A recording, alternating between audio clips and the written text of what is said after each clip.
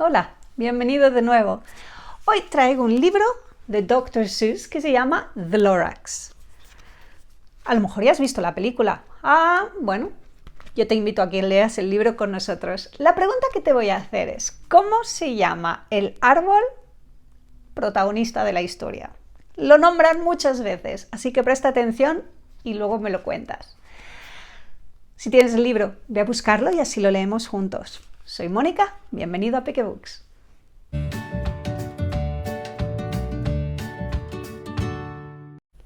Today we're reading The Lorax by Dr. Seuss. At the far end of town, where the grickle grass grows, and the wind smells slow and sour when it blows, and no birds ever sing excepting old crows, is the street of the lifted Lorax. And deep in the grickle grass, some people say, if you look deep enough, you can still see today where the Lorax once stood, just as long as it could, before somebody lifted the Lorax away. What was the Lorax, and why was it there? And why was it lifted and taken somewhere from the far end of town where the grickle grass grows? The old Wansler still lives here. Ask him, he knows. You won't see the Wansler. Don't knock at his door. He stays in his lurkim on top of his store. He lurks in his lurkim cold under the roof, where he makes his own clothes out of muffered move.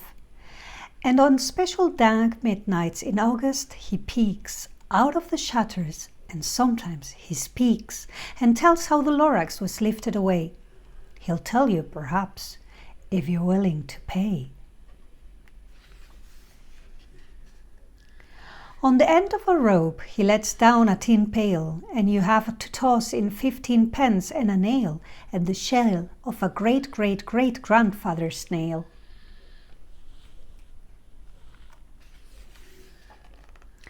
Then he pulls up the pail, makes a most careful count to see if you've paid him the proper amount. Then he hides what you've paid him away in his snuff, his secret strange hole in his grovelous glove. Then he grunts, I will call you by whisper my phone, for the secrets I tell are for your ears alone. Slop! Down slops the whisper my phone to your ear, and the old Wansler's whispers are not very clear, since they have to come down through a snurgly hose, and he sounds as if he had smallish bees up his nose. Now I'll tell you, he says with his teeth sounding grey, how the Lorax got lifted and taken away. It all started way back, such a long, long time back.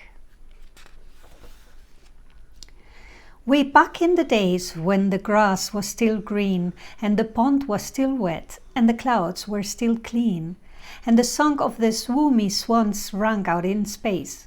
One morning I came to this glorious place, and I first saw the trees, the truffle trees, the bright-colored tufts on the truffle trees, mile after mile in the fresh morning breeze.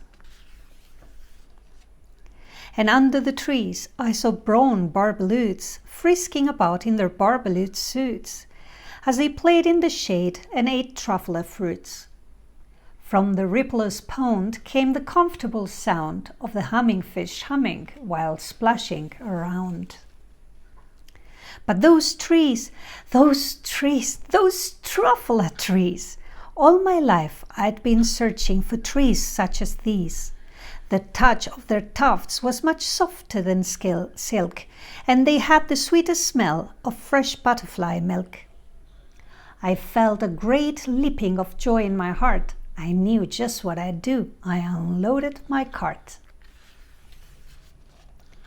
In no time at all, I had built a small shop. Then I chopped down a truffle tree with one chop, and with great skillful skill and with great speedy speed, I took the soft tuft and I knitted and neat. The instant I finished, I heard a gazump. I looked. I saw something pop out of the stump. of the tree I chopped down. It was sort of a man. Describe him? That's hard. I don't know if I can. He was shortish and oldish and brownish and mossy, and he spoke with a voice that was sharpish and bossy. Mister, he said with a sawdusty sneeze, I'm the Lorax. I speak for the trees. I speak for the trees have no tongues, and I'm asking you, sir, at the top of my lungs. He was very upset as he shouted and puffed. What's that thing you've made out of my truffle tuft? Look, Lorax, I said, there's no cause for alarm. I chopped just one tree. I'm doing no harm. I'm being quite useful. This thing is a thneed. A thneeds finds something that all people need. It's a shirt, it's a sock, it's a glove, it's a hat, but it has other uses. Yes, far beyond that. You can use it for carpets, for pillows, for sheets, or curtains, or covers for bicycle seats. The Lorax said, Sir, you are crazy with greed. There is no one on earth who would buy that fool thneed. But the very next minute I proved he was wrong. For just at that minute a chap came along, and he thought that the thneed I had knitted was great. He happily bought it for $3.98. I laughed at the Lorax. You poor stupid guy. You never can tell what some people will buy. I repeat, cried the Lorax, I speak for the trees. I'm busy, I told him. Shut up, if you please. I rushed across the room, and in no time at all, I built a radio phone. I put in a quick call. I called all my brothers and uncles and aunts, and I said, listen here, here's a wonderful chance for the whole Wansler family to get mighty rich. Get over here fast, take the road to North Nitch, turn left at Weehawken, sharp right at South Stitch. And in no time at all, in the factory I built, the whole Wansler family was working full tilt. We were all knitting thneeds, just as busy as bees, to the sound of the chopping of truffle trees. Then, oh baby, oh, how my business did grow. Now chopping one tree at a time was too slow. So I quickly invented my super axe hacker, which whacked off 4 truffle trees at one smucker. We were making thneeds 4 times as fast as before, and that Lorax, he didn't show up anymore. But the next week, he knocked on my new office door. He snapped, I'm the Lorax who speaks for the trees, which you seem to be chopping as fast as you please.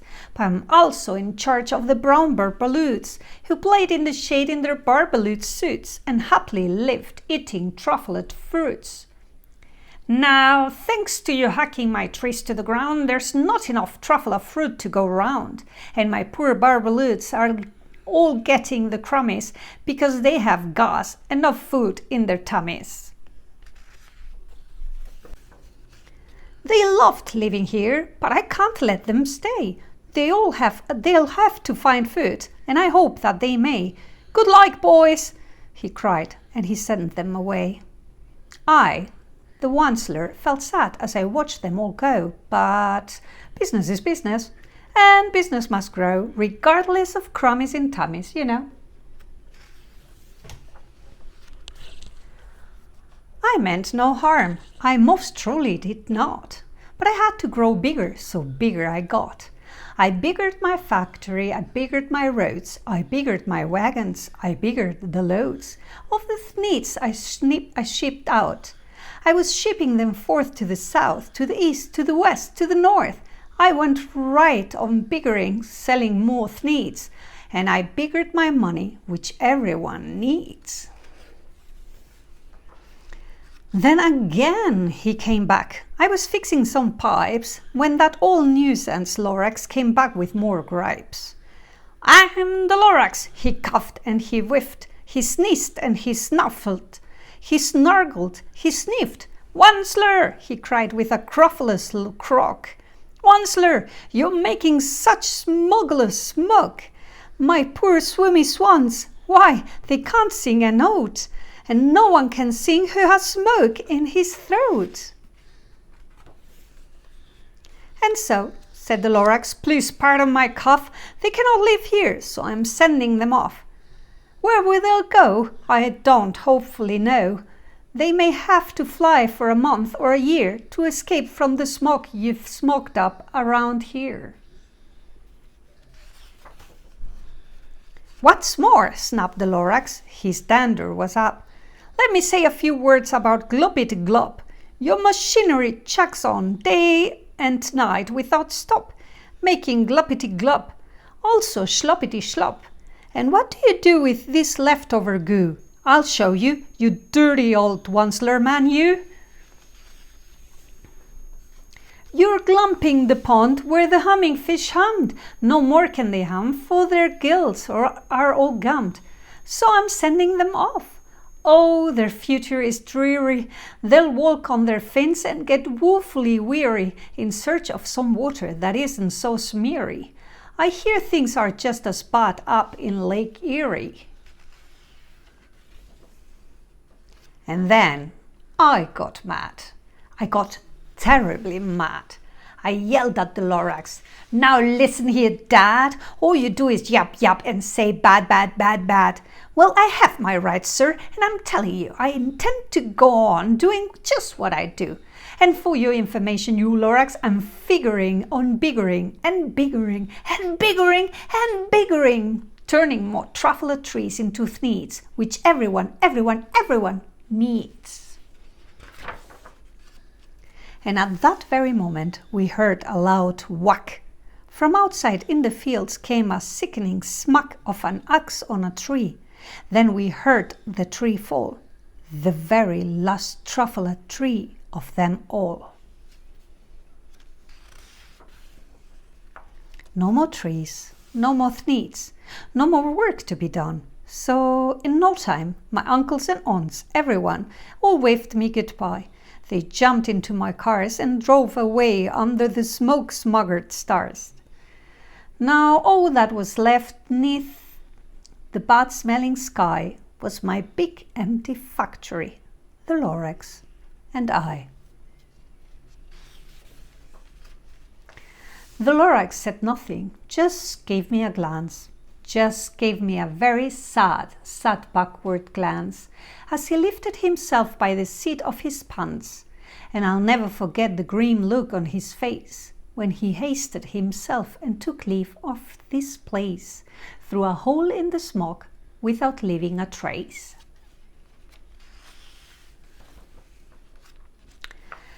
And all that the Lorax left here in this mess was a small pile of rocks with the one word unless. Whatever that meant, well, I just couldn't guess. That was long ago, but each day since that day I've sat here and worried away. Through the years while my buildings have fallen apart, I've worried about it with all of my heart. But now, says the Wansler, now that you are here, the word of the Lorax seems perfectly clear. Unless someone like you cares a whole awful lot, nothing is going to get better. It's not. So catch, calls the Wansler. He lets something fall. It's a truffle seed, is the last one of all. You're in charge of the last of the truffle seeds, and truffle trees are what everyone needs. Plant a new truffle, treat it with care, give it clean water and feed it fresh air. Grow a forest, protect it from axes that hack. Then the Lorax and all of his friends may come back.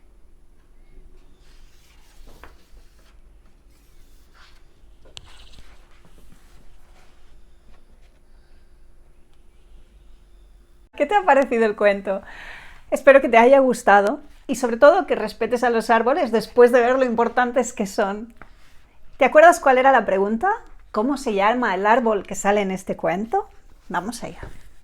Se llama The Truffle Trees, los árboles truffle. Espero que te haya gustado y te invito a que lo compres. Y no te olvides de suscribirte a nuestro canal, darle al like al vídeo o visitar nuestra página web para ver todos los libros que tenemos o dejarnos un comentario. Nos vemos con el próximo cuento.